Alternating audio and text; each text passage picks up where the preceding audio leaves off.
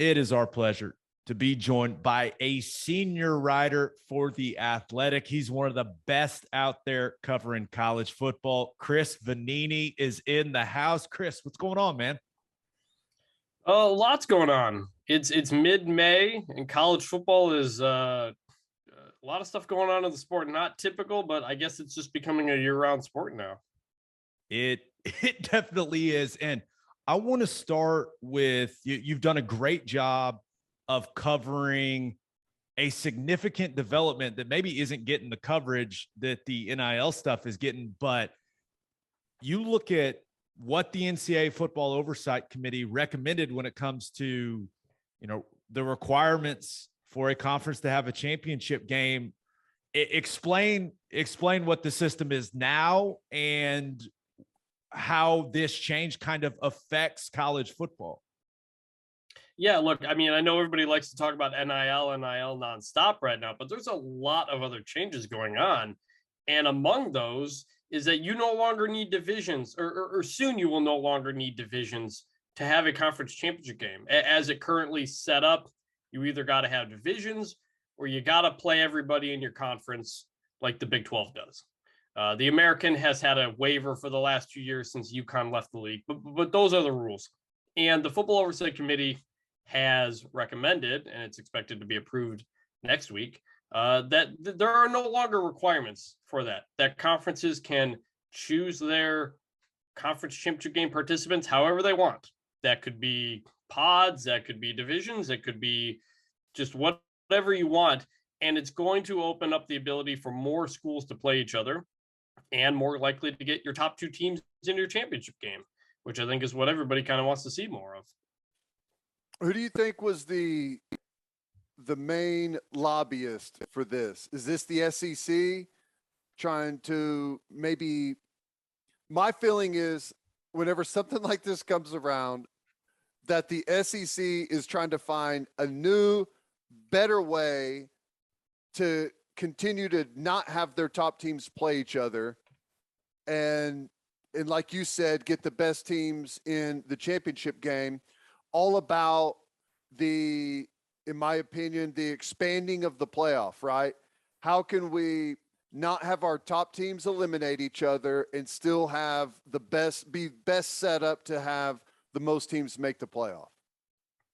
I don't have it in front of me. I don't know which conference specifically pushed this one forward, but I can tell you almost all of them support it. I mean, it's considered on the docket, it's considered non-controversial legislation, which just kind of tells you that everybody's for this. And I mean, we know the SEC is looking at other schedules. We know the ACC is, the Big Ten will in a bit, the Mountain West is.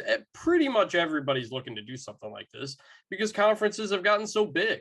When you have a 16-team SEC, there's no way that East-West is going to work. You have teams that are never going to play each other. You have Georgia and Texas A&M that have almost never played each other since A&M joined the conference, 8-9 years ago or something like that. So everybody wants to get fresher conference games, cross-division games, and something like maybe you have a couple protected rivalries and your other games rotate is going to be a way, I think, to make the schedules just more fresh and exciting for fans.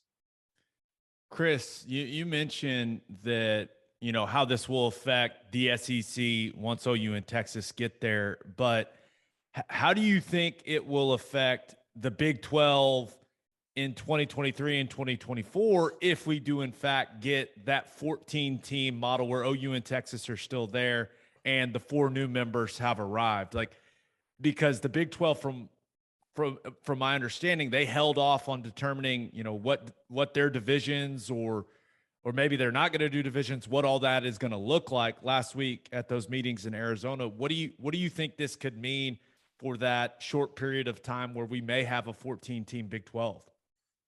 Yeah, obviously the Big 12 doesn't have divisions right now. It's the only Power 5 that doesn't, and it's going to be adding 4 new teams and losing 2, but there's probably going to be a little bit of overlap perhaps. So what do you do with a 14-team Big 12? For a while, once it announced the addition of those 4 new schools, there was a lot of talk about getting back to divisions. But the more you kind of think about it, the more you talk to people around the league, they may not do that. You know, they've got a pretty good setup right now where you have the top two teams play each other. Now you had, you know, Baylor potentially knock Oklahoma State out of the playoff last year, but it's been a setup that allows everybody to see each other. So I'd probably be more surprised than not if the Big 12 went to divisions, especially if it's 14 teams for a year or two. I would imagine they're probably more likely to not do divisions, do some sort of other scheduling format to have some more fresh matchups.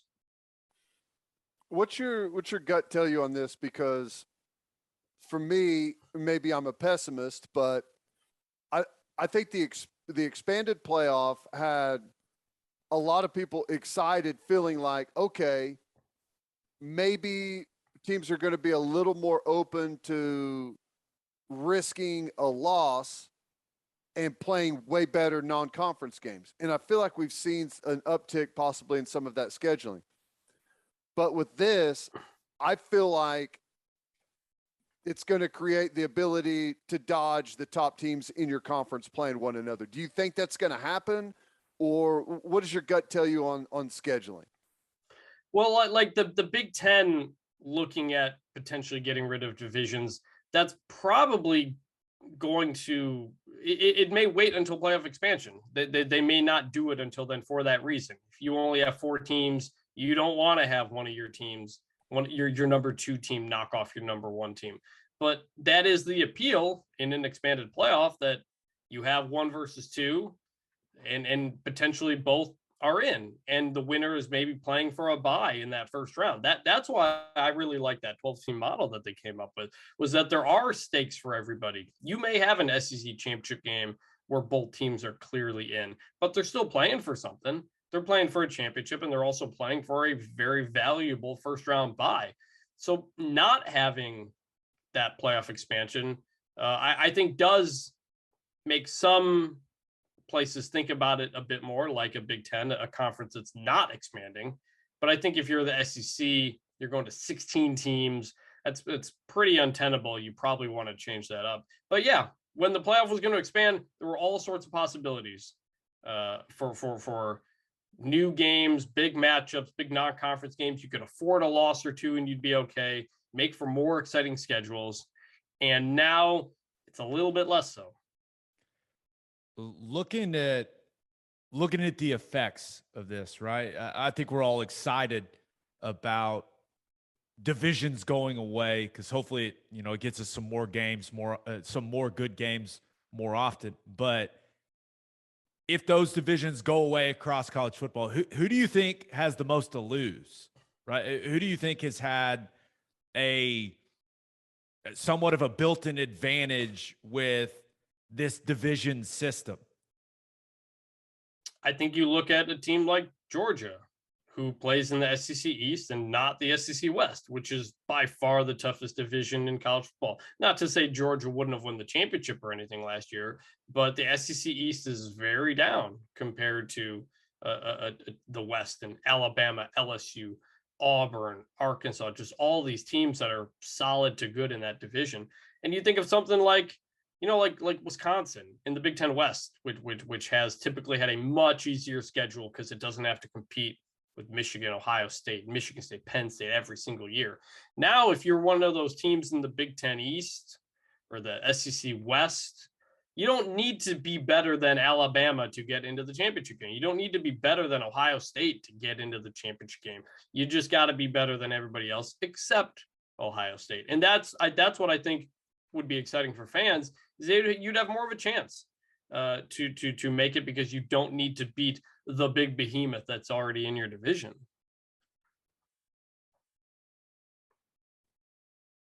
You're muted. You mentioned what a loser. I know. What a loser.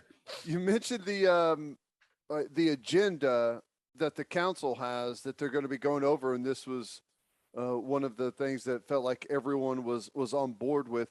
What else was on that agenda? Anything else? I'm sure the NIL stuff that we'll get to in a moment, but was there anything else on their rule changes or anything as far as on the field of play that caught your attention? Well, it's not on the field of play, but there's a really interesting one about basically a 2-year waiver to allow unlimited signing class sizes. And currently you're only allowed 25. This year they allowed you an extra 7 up to how many transfers you lost. And for the next 2 years, they may, depending on how the vote goes, allow unlimited signing classes. And the reason is rosters have gotten a bit smaller because of the number of transfers out and because of COVID and all the confusion that is created on roster size. So this would say you could sign as many guys as you want, but you got to be at 85 total scholarships. Like the total roster size doesn't stay the same, but if you're down 30, 35 guys, you can sign that many. I mean, think about, the hell Kansas has been in for the last decade. They could have really used this where they could only sign 25. They could only sign 25 guys a year when they were down 30, 40 scholarships compared to where they were.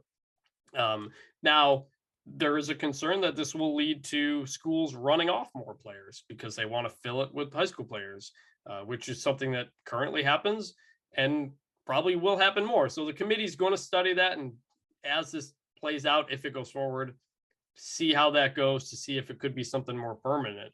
But it could be a situation for 2 years where you could sign 30, 35 guys, just like kind of the old days before they put that cap on there. That seems like common sense, which probably means it won't happen. So we'll see. But I got one more scheduling question for you, because we talk a lot of OU football on here, and you look at them and Texas going to the SEC eventually and looking like there's not going to be divisions. How do you think the SEC could do its scheduling? Like, do you think it could get somewhere to kind of similar to what the NFL does? Are you talking about where the top teams have a tougher schedule the next year? Yeah, it's almost like it's weighted. You know what I mean? Yeah. I mean, that's something they could do. I mean, like I was talking with Andy Staples about this last week in Arizona, and like the SEC could make a big show. I mean, they already have a schedule show, but they could make a big show out of it where every year you don't know what the conference schedule is going to be. Come spring or something, you release it and you make it a bit weighted like the NFL used to do. I grew up with the Detroit Lions, and in the 90s, they would make the playoffs every other year, depending on how their schedule was. If they got an easier schedule, they'd make the playoffs. And when they made the playoffs, they got a tougher schedule, and then they didn't. So yeah, there's a chance you could make it a whole big show. It'd be a huge event. Andy made the point that it would be enormous for the bridal industry down in the South to figure out what you're doing on fall Saturdays. Because right now they've got conference schedules set for X amount of years out. So it's not that much of a change. If you do it year to year, that could create some more parity if you decide to weight the schedules. Yeah. My fear, though, like I've mentioned, is it creates an opportunity for them to have their top teams, like they currently do, dodge all of the other top teams. That is frustrating to me. But NIL, it's been wild the way that this whole thing has progressed, and we're not even a year in, getting close to it, and we've gone off the rails a bit. We cracked the door, and it didn't take long for the whole thing to bust open, and we've got collectives offering multi-million-dollar contracts, some supposedly to guys that aren't even in the transfer portal yet. There's a lot of rumors about tampering. What's your gut tell you on some of the guidelines that NCAA is going to try and instill on this thing? I mean, my first takeaway from this is that nothing is going to be resolved for quite a while. The NCAA came out with these rules 10 months ago, when NIL happened, and they weren't even new rules. It was just like, hey, a reminder, boosters can't be involved in recruiting, as has always been the case. And they just never enforced it because you kept having new state laws and everybody was afraid of lawsuits and all these kinds of things. And administrators will tell you they didn't see the door being blown open so quickly. They didn't see collectives of boosters being formed. And frankly, that's pretty naive if that's really the case, that they didn't see this coming, because the history of college football is about boosters and people trying to pay players and skirt the rules, like literally 100 years. Like Iowa was once kicked out of the Big Ten like 90 years ago for something like this. This is not new. This has always been going on. And so now they're just trying to say, like, hey, reminder, like, you can't do this. There's nothing really new on the books here. This was not going to be some new process, some new rules to figure out what to do. So now we wait. Does the NCAA go after a Miami or something and start an investigation, which will take a long time? You're not going to have boosters or collectives cooperate with the NCAA, because why would they? And the NCAA has no power, subpoena power to do anything. So then does the NCAA fine a school? Do they force them to disassociate with a booster? What is that penalty if they get to that point? And when it gets to that point, you're probably going to get a lawsuit back saying that we're allowed to do this. And that'll take years to resolve. So this is not getting settled anytime soon. This is going to take years and years to play out. So if you're sick of hearing about NIL, I'm sorry, but we're going to be having these same conversations for quite a while. Yeah. So those new guidelines that got issued on Monday, right? It seems like the focus was on what a booster is and what boosters can and can't do. Do you think, Chris, do you think that any boosters, collectives saw this and they were actually like, oh no, the NCAA is coming for us? Or do you think they're kind of excited for the challenge if it's coming their way? Because I feel like a lot of these people that have been doing these deals, like they have absolutely no fear of the NCAA. Well, no, some of them have been very public about this. John Ruiz around Miami is calling this pay for play. Like, he's saying that's what it is. And he says he's been working with Miami compliance the whole time and that it's by the books. So what do we do here? There are two very conflicting things happening. And I think some boosters are welcoming it because they're fine with opening the door to them being able to pay players. I think schools don't really want it to get to that point because it's not really going to change the playing field all that much. You're just paying a lot more money now than you were before. Money that was going to the schools is now going to the players, and Alabama and Ohio State are still going to be the best teams on Saturday. Like, it's not going to change all that much. It's just the money's going elsewhere now. So yeah, I think the boosters are fine with this. They've been pretty blatant, pretty transparent about it. And again, now we just kind of wait. All right, they're calling your bluff. They've been calling your bluff. Are they going to do anything now? I don't know. That's what we kind of wait for now. I feel like there's always been this almost like a cloud always hanging over a lot of these schools, worried about the NCAA, worried about, gosh, a recruiting infraction. Did you talk to a kid at his school, or did you talk to the coach at the school? Did you happen to pass him in the hallway and say hello, and which is a violation? And there's always been all these tiny little ticky-tack things that everyone has been so worried about. And it just seems strange that now we've got these huge $1 million deals going on and no one is worried. I feel like within the last 10 months, and maybe it's even a little bit more than that, going back to the college basketball situation that we saw, I have this feeling that no one really cares what the NCAA says anymore. And the new thing is just don't cooperate. If you don't cooperate with them, they are so limited in numbers and resources that it almost feels like they give up and move on to something else. And that's always been the case, but there's always been the fear of a big fine or fear of a postseason ban of some kind. But you've seen schools that have cooperated and have received those same penalties. Oklahoma State basketball comes to mind, and they blasted the NCAA for cooperating and still getting hit with that. And so when it comes to enforcement, a lot of people just don't have faith in it anymore. And it's only as powerful as the faith the members have in it, because the NCAA is not some third party with autonomous power. It's just the schools. The schools have this power. The schools want to investigate other schools, And if they don't think it's working, then nobody has faith in it anymore. You mentioned the recruiting rules about contact with the kid in school and stuff like that. Another interesting part of all of this is that the Transformation Committee, the Division I Transformation Committee, is going to come out with a lot of potentially major changes this summer. And my colleague Nicole Auerbach has a story up on that today.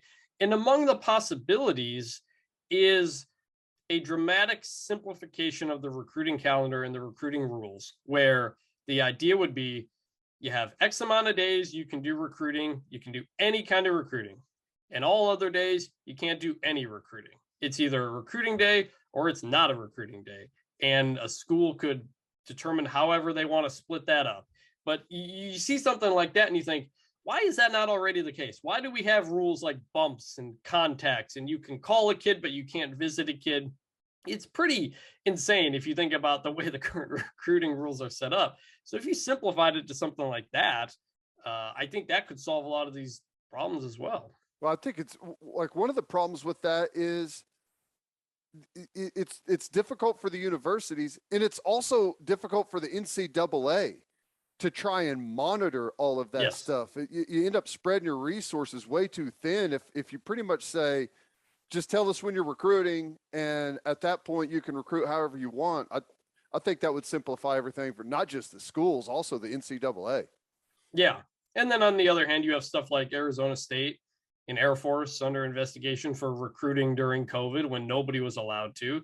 But that's a lot easier to prove. Like everybody knows what Arizona State did because they documented it. And it was simply, you can't have kids on campus, and they had kids at games or whatever like that. And that's going through that whole process. So yeah, it'd be a lot easier to determine and to enforce if it was a lot simpler like that. Chris, like you mentioned, NIL is not going anywhere anytime soon. What do you see as the next development in this, this whole thing? What do you think will be the next big thing that happens regarding NIL? Well, regarding NIL, I'm not sure. It's just going to kind of wait. Are we going to continue to have big deals being announced so publicly like we have? There was another part of that, those NCAA guidelines that said, hey, reminder, you kids can't be paid for just being on the roster. And that would touch things like BYU giving a collective or boosters or whatever, giving money to BYU walk-ons, or the Texas has one with the tight ends, I think, or the offensive line. And Oklahoma has that one coming up where everybody on the roster gets $50,000 or something like that, whatever that is. Technically, the NCAA is saying, hey, reminder, you can't do that. You can't, a kid can't get paid just for being on the roster. So those are some things that could really conflict right off the bat there that are already in place that don't have to do with recruiting. So I'm curious to see where those kinds of things go. As for the other, potential changes, it's not NIL, but stuff like that recruiting thing I mentioned. We might have unlimited coaches allowed by this summer at some point. We might have unlimited scholarships allowed in certain sports at some point. The Transformation Committee this summer, when it comes out with some of these recommendations and decisions, there's going to be a lot of big changes that impact how college programs are run that are a lot more than simply paying players. Been a lot of talk here within the last couple of weeks as the NCAA has become maybe a little more engaged with what's going on in the NIL, and some of these NIL deals have gotten what some people would say out of hand, and possibly the tampering situation. And it's led a lot of interesting people to say some interesting things about maybe the Power Five or a select group of schools, however they maybe deem fit, to kind of break away from the NCAA and govern themselves. Do you see that as a possibility? It's something a lot of people like to say. Jack Swarbrick, the AD at Notre Dame, made the comment it could be in the 2030s because that's when the SEC and ACC media deals come up. But it's a lot easier to say than it is to do. The Power Five, as it stands, can already do a lot of what they already want to do. And if you have things like I just mentioned, the unlimited coaches, potentially unlimited scholarships for certain sports, then you're really, pleasing the SEC in some of the things that it wants to do. So at that point, what are you breaking off in order to do? Is it to have the schools directly pay players? I don't know. Greg Sankey doesn't seem too interested in doing that right now. And the Power 5 conferences already have such a hard time agreeing on anything. I have a hard time seeing them creating a whole new organization. They couldn't agree to whether or not to play in 2020. They couldn't agree on expanding the playoff this year. So the idea that they're going to create a whole new organization with rules and enforcement and all these kinds of things, I'm skeptical of. But it's a fun thing everybody can say. The TV partners would love it because that would make it easier for them and focusing where they're spending their money. So could it happen? Yeah, it could happen. But I think it's quite a ways away, and it's a lot more complicated than a lot of the people like to say it is. Chris, I know you've been very busy, man, doing radio hits, writing, all this stuff. There's a lot going on. So we really appreciate you taking out the time to join us, man. Thank you. Absolutely. Thanks for having me. All right, Chris. See you, man.